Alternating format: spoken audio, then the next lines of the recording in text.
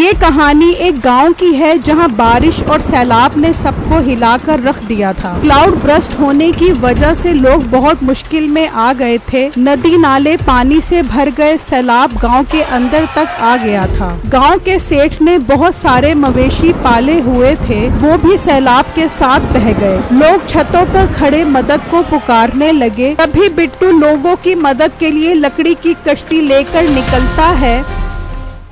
एक वक्त का किस्सा है। बुनीर नामी गांव में बिट्टू नाम का लड़का अपनी फैमिली के साथ रहता था। बिट्टू एक कंजूस सेठ के यहाँ मुलाजमत करता था। वो उसके मवेशी के लिए चारा और पानी का ख्याल रखता था। सेठ अपने मवेशियों से बहुत प्यार करता था। हाँ बिट्टू, मवेशियों का ख्याल वगैरह सब ठीक चल रहा है ना? जी जी सेठ साहब, सब कुछ ठीक चल रहा है। मैं सब मवेशियों को चारा और पानी टाइम पर दे देता हूँ। बहुत अच्छी बात है बिट्टू।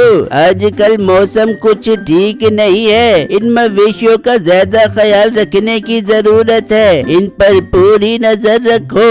सेठ साहब आप बिल्कुल बेफिक्र हो जाएं, मैं 24 घंटे इन पर नजर रख रहा हूँ। तभी बिट्टू का बाप परेशान वहाँ पर पहुँचता है। बिट्टू बेटा, तेरी माँ की तबीयत अचानक खराब हो गई है। तेरी बीवी उसे अस्पताल ले गई है, तू भी चल। ये ऐसे कैसे चला जाए? ये जानवरों की हिफाजत के लिए खड़ा है। तुम वापस अस्पताल जाकर उनका ख्याल रखो। ये यहाँ पर मेरे मवेशियों का ख्याल रख रहा है। सेठ साहब मेरी माँ की तबीयत खराब है और आप मुझे रोक रहे हो, मैं जा रहा हूँ। बिट्टू अपने बाप के साथ चला जाता है और अस्पताल पहुँच जाता है। माँ जी आपको क्या हो गया? आंखें खोलो माँ जी। इसकी तबीयत बहुत खराब है, इसको लोकास की ड्रिप लगेगी तभी ये होश में आएगी। तो डॉक्टर साहब आप इंतजार क्यों कर रहे हैं? शुरू करें इनका इलाज। ऐसे कैसे मैं इसका इलाज शुरू कर दूं? वो ड्रिप 1 लाख रुपए की आएगी। पर डॉक्टर साहब हमारे पास इतने पैसे नहीं हैं। आप लगा दे, हम आपको बाद में पैसे दे देंगे।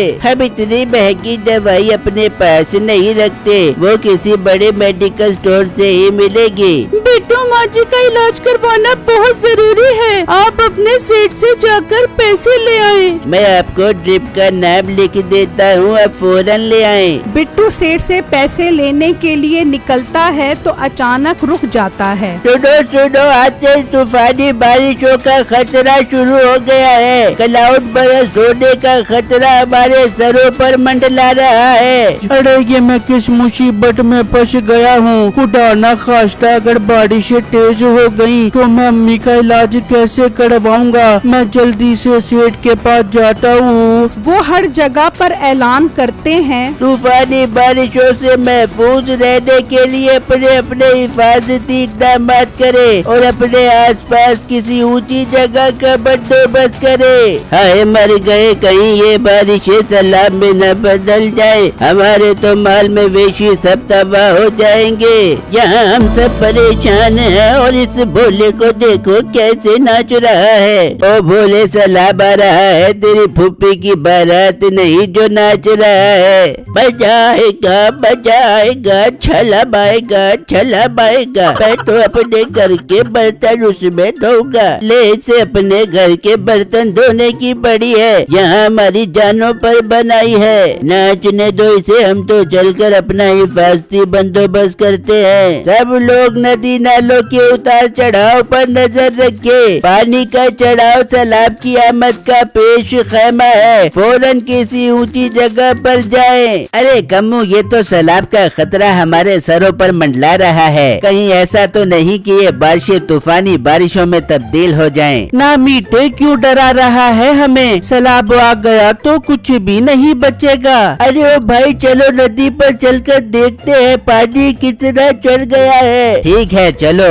वो वहाँ से निकलते हैं और नदी पर पहुँच जाते हैं। उस आदमी की बात तो ठीक हो गई, पानी तो ऊपर ही चढ़ रहा है। अगर ये पानी नदी से ऊपर चढ़ गया तो सैलाब की सूरत में हमारे पूरे गांव को ले डूबेगा। हमें टाइम जाया नहीं करना चाहिए, बल्कि फौरन अपने अपने घरों में जाकर हिफाजती बंदोबस्त करना चाहिए। बादल और गहरे और बारिश भी तेज होना शुरू हो जाती है। अरे जल्दी करो, नदी का पानी पानी बहुत तेजी से ऊपर चढ़ रहा है। वो तीनों निकल जाते हैं। वहाँ बिट्टू सेठ के पास आता है तो वहाँ उसका मुलाजिम खड़ा होता है। सेठ साहब कहाँ पर हैं? जल्दी बताओ इससे पहले कि बारिशें तेज हो जाएं। सेठ साहब तो सारे जानवरों को सैलाब के खतरे से बचाने के लिए अपने घर पर ले गए हैं। भाई उनके घर चलते हैं। मेरी माँ की तबीयत बहुत खराब है, इलाज के लिए 1 लाख रुपए चाहिए। चलो मेरे साथ उनसे पैसे लेने। बिट्टू भाई वो किसी भी मुलाजिम को तनख्वाह नहीं दे रहा, तो वो आपको 1 लाख रुपए कैसे देगा? ये अमीर लोग तो अपना इंतजाम कर लेंगे, मगर हम गरीब सैलाब से कैसे बचेंगे? फिर हम क्या करें? भाई एक हल है। सेठ का भाई जंगल में लकड़ियों का कारोबार करता है, मैं आपको वहाँ तक ले जाता हूँ। उससे कहना सेठ ने मुझे भेजा है, 1 लाख रुपए दे दे। मुझे उम्मीद है आपका काम बन जाएगा। चलो फिर देर न करो, जल्दी चलो मेरे साथ। वो सेठ के भाई के पास निकल जाते हैं। वहाँ मीठा अपने घर पहुँच जाता है और नसीबों को बताता है। अरे मीठे, सैलाब की तबाहकारी बहुत खतरनाक होती है। मीठे, हम एक काम करते हैं, अपना सारा जेवर जुवर पैसा पूसा इकट्ठा कर लेते हैं और जब सैलाब आएगा अपने घर की छत पे चढ़ जाएंगे। हाँ नसीबो, तू सारा जरूरी सामान पैक कर ले, हम पहले ही अपना सामान घर की छत पर रख लेते हैं। वहाँ बिट्टू और मुलाजिम सेठ के भाई तक जा रहे होते हैं। बिट्टू अब आगे तुम अकेले जाओ, वहाँ एक लकड़ियों का टाल होगा, वहाँ सेठ का भाई होगा, उससे बात करो। ठीक है भाई, मैं जाता हूँ। बिट्टू उसके पास पहुँचता है। भाई साहब, मुझे सेठ साहब ने भेजा है, उन्होंने 1 लाख रुपए मंगवाए हैं, वो दे दें। क्या बकवास करता है? वो तो अभी थोड़ी देर पहले ही मेरे पास से गए हैं। तू झूठ बोल रहा है, भाग जा यहाँ से वरना मैं तुझे अंदर बंद कर दूंगा। भाई साहब ऐसा मत करें, मेरी माँ की तबीयत बहुत खराब है, उनके इलाज के लिए 1 लाख रुपए की जरूरत है, वो दे दें। तेरी माँ का मैंने ठेका उठाया हुआ है, चल निकल यहाँ से। बिट्टू उदास वापस आता है। क्या हुआ, पैसे दिए उसने? नहीं भाई, उसे पता लग गया है, सेठ अभी थोड़ी देर पहले ही उसके पास से होकर गया है। झूठ बोल रहा है ये, सेठ अपने घर पर ही है, उसने तुमसे सच उगलवाने के लिए ऐसा कहा था। ये लोग बहुत जालिम है, सारे गांव के जंगल और दरख्त काट दिए, इसी वजह से तो मौसम इतने तब्दील हो रहे हैं। भाई मुझे कुछ समझ नहीं आ रहा, मैं क्या करूं? भाई इससे पहले के सैलाब आ जाए हमें अपना इंतजाम करना होगा। इसकी लकड़ियों से कश्ती बना लेते हैं, हालात का कुछ नहीं पता। हाँ भाई, आप ठीक कह रहे हो, चलो हम इसी की लकड़ियाँ उठाकर कश्ती बनाते हैं। फिर बिट्टू एक एक करके लकड़ी उठाकर आता है और मुलाजिम वो कश्ती जोड़ता है और कुछ ही देर में जमीन पर एक कश्ती तैयार हो जाती है और बिट्टू वो कश्ती उठाकर चल पड़ता है। कुछ आगे आने पर उन्हें एक ऊंची जगह नजर आती है। बिट्टू अगर कुछ हुआ भी तो ये जगह बहुत ऊंची है, हम यहाँ पर आकर पनाह ले लेंगे। तभी बारिश तेज हो जाती है और नदी का पानी बाहर निकल आता है और गांव में दाखिल हो जाता है। सैलाब मीठे के घर तक पहुंच जाता है। नसीबो, शुक्र है हमने अपना सारा कीमती सामान पैक कर लिया है। सैलाब अगर ज्यादा भी होगा तो हम अपने घर की छत पर चढ़ जाएंगे अपने कीमती सामान के साथ। और मीठे, छत पर चढ़कर लोगों के डूबने का नजारा देखेंगे और बारिश में झूम झूम के नहाएंगे। तभी सैलाब जंगल तक पहुंच जाता है। बिट्टू कश्ती को नीचे रखो, सैलाब आ गया है, अब हमें इसकी जरूरत है। वो कश्ती को नीचे रखकर उसके ऊपर खड़े हो जाते हैं और उसे चलाने लग जाते हैं। भाई जल्दी से अस्पताल चलो, मेरे सारे घर वाले वहीं पर हैं, वो महफूज नहीं होंगे। वो अस्पताल की तरफ निकल जाते हैं। वहाँ मीठे के घर के बाहर एक बूढ़ी औरत उनका दरवाजा खटखटाती है। बेटा दरवाजा खोलो वरना मैं सैलाब में डूब कर मर जाऊंगी। ओ अम्मा, जगह नहीं है मेरे घर में तेरे लिए, घर में सारा कीमती सामान पड़ा हुआ है, तू किसी और का दरवाजा खटखटा। भाई साहब, अगर आप किसी की मदद करोगे तो आपको इसका अजर मिलेगा। ये बूढ़ी औरत इस तूफानी बारिश और सैलाब में कहाँ जाएगी? तो तू इसे अपने साथ ले जा, बड़ा तू चौधरी बन रहा है। माँ जी आप इस कश्ती पर ही आ जाएं, हम आपको ले जाते हैं। बिट्टू उस बूढ़ी औरत को भी अपने साथ ले जाता है और अस्पताल पहुंच जाता है। हर जगह पानी से भरी होती है। शुक्र है बिट्टू आप आ गए, ड्रिप नहीं लेकर आए। बेगम ये टाइम अम्मी और सब लोगों को महफूज जगह पर ले जाने का है। सैलाब तेजी से बढ़ रहा है, इससे पहले कि खतरनाक हद तक बढ़ जाए हमें एक महफूज मकाम पर पहुंचना होगा। फिर वो सब कश्ती पर सवार हो जाते हैं। सैलाब का पानी तेजी से ऊपर आ रहा होता है। वो सब वहाँ से निकल जाते हैं। जब वो मीठे के घर के पास पहुँचते हैं तो पानी उनकी छत तक पहुँच चुका होता है। भाई हमें और हमारे कीमती सामान को भी अपने साथ ले चलो, वरना ये पानी हमें अपने साथ बहा कर ले जाएगा। अब तुझे होश आ गया? जब मैं तुझसे मदद मांग रही थी तब तो तूने मुझे अंदर नहीं आने दिया। तभी पानी का बहाव आता है और उसका सारा कीमती सामान अपने साथ बहा कर ले जाता है। हाय मैं लुट गई, मैं बर्बाद हो गई, मेरा सारा सामान सैलाब में बह गया। बहुत अच्छा हुआ तुम लोगों के साथ, तुम्हारी यही सजा है। नहीं माँ जी ऐसा मत कहो, ये वक्त किसी से बदला लेने का नहीं है। इस कश्ती पर अभी जगह नहीं है, मैं इन सबको महफूज मकाम पर छोड़कर आ रहा हूँ। तब तक आप मेरा इंतजार करो। बिट्टू तब तक तो पानी हमारे सरों से भी ऊपर चला जाएगा, नहीं तो फिर हम इस कश्ती से उतरकर सैलाब में छलांग लगा देते हैं। तू आजा, हमारी खैर है। नहीं नहीं अंकल, अब मैं इतना भी बुरा नहीं हूँ। बिट्टू तुम इन सबको छोड़ कर आओ, तब तक हम तुम्हारा इंतजार कर रहे हैं। बिट्टू वहाँ से चल पड़ता है। कुछ आगे आता है तो देखता है कि सेठ के मवेशी पानी के साथ बहकर जा रहे होते हैं। ये तो सेठ साहब के मवेशी है। हाँ बेटो ये तो उसी के मवेशी है। देखो कैसे अपने मवेशियों को अपने घर ले जा रहा था ताकि सैलाब से इन्हें कोई नुकसान न हो, मगर अल्लाह का अज़ाब जब आता है तो कोई नहीं बच सकता।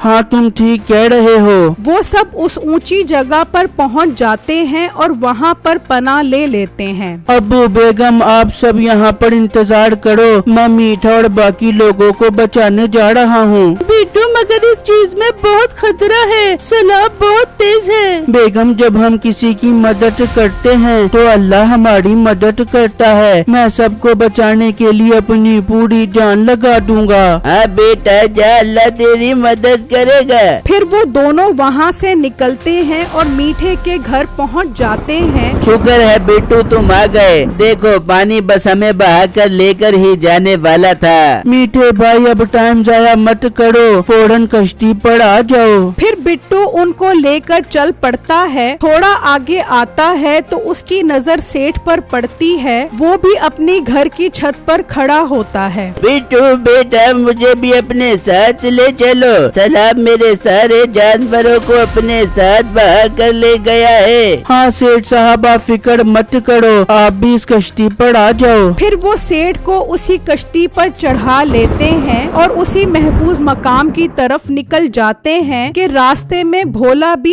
एक बर्तन में बैठकर जा रहा होता है। अरे वाह भोले, तुमने तो बहुत अच्छी कश्ती बना ली है। इतनी प्यारी कश्ती बनाई है मैंने और तुम मुझे भोला कह रहे हो। नहीं नहीं, अब से हम तुम्हें भोला नहीं कहेंगे, तुम तो बहुत अक्लमंद हो। वो सब भी वहाँ पहुँच जाते हैं। अब उन सब की जान सैलाब से महफूज थी। बिट्टू तुम्हारी माँ की तबीयत तो वाकई बहुत खराब है और उस दिन मैं तुम्हें जाने से रोक रहा था, उसके बावजूद भी तुमने मेरी जान बचाई, मुझे माफ कर दो।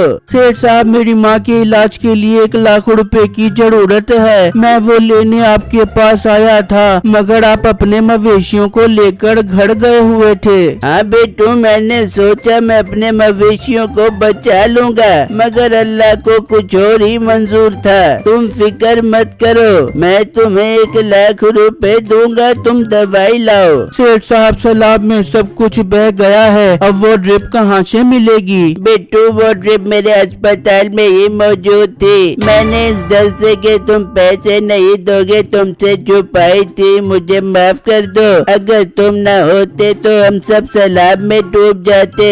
डॉक्टर साहब, क्या अब भी वो ड्रिप अस्पताल में मौजूद है? हाँ, वो मैंने अपनी टेबल पर रखी है, मगर अब तक तो पूरा अस्पताल पानी में डूब चुका होगा। तुम कैसे लेकर आओगे? मैं उस ड्रिप को हासिल करने की कोशिश करता हूँ। मेरी माँ से ज्यादा तो इस दुनिया में कोई चीज अहम नहीं है। चलो तुम मेरे साथ चलो। मैं भी तुम्हारे साथ चलूंगा। फिर वो अस्पताल की तरफ निकल पड़ते हैं तो बाकी लोग भी बर्तन में आ रहे होते हैं। अरे ये क्या, आप लोगों ने तो बड़ी अच्छी कश्ती बना ली है। अरे बेटो, ये मशवरा हमें भोले ने ही दिया है। वाह भोले, तुम तो बहुत अक्लमंद हो भाई। आज के बाद कोई भी इसे भोला नहीं कहेगा। आप सब लोग वहाँ पहुँचो, हम अस्पताल से दवा लेकर आ रहे हैं। फिर वो निकल पड़ते हैं और अस्पताल पहुंच जाते हैं। बेटू, ये तो पूरा अस्पताल ही डूब गया, तुम दवा कैसे लाओगे? भाई तुम यहीं पर इंतजार करो, मैं कोशिश करके आता हूँ। बिट्टू छलांग लगा देता है और अस्पताल के अंदर चला जाता है। जैसे ही वो डॉक्टर के कमरे में आता है, वहाँ टेबल पर वो ड्रिप पड़ी होती है। वो उसे उठा लेता है और वापस ऊपर आ जाता है। वो वहाँ पहुँच जाते हैं और डॉक्टर उसकी माँ को ड्रिप लगा देता है। तो कुछ ही देर में उन्हें होश आ जाता है। ये देखकर सब खुश हो जाते हैं। आज सब लोग बिट्टू की इस मेहनत और बहादुरी पर बहुत खुश होते हैं। अब बारिश भी रुक जाती है और पानी भी वापस उतरना शुरू हो जाता है। बिट्टू, जिस तरह तुमने गांव वालों की मदद की है, हम तुम्हारा एहसान कभी नहीं भूलेंगे। बिट्टू, मुझे भी सबक मिल गया है। अब कभी भी कोई भी मुसीबत में होगा तो मैं उसकी मदद करूंगा। ये तो बहुत अच्छी बात है। ये सैलाब हमारे लिए बहुत बड़ा सबक छोड़ गया है कि मुसीबत में हम सबको एक होकर काम करना चाहिए। हाँ, और अब से हम सब मिलकर जो नुकसान हुआ है उसे पूरा करेंगे। सफाई करेंगे, दरख्त लगाएंगे और एक दूसरे का पूरा ख्याल रखेंगे। आपका और मेरा भी यही फर्ज है कि जो लोग सैलाब की वजह से मुसीबत में हैं, हम उनकी मदद करें।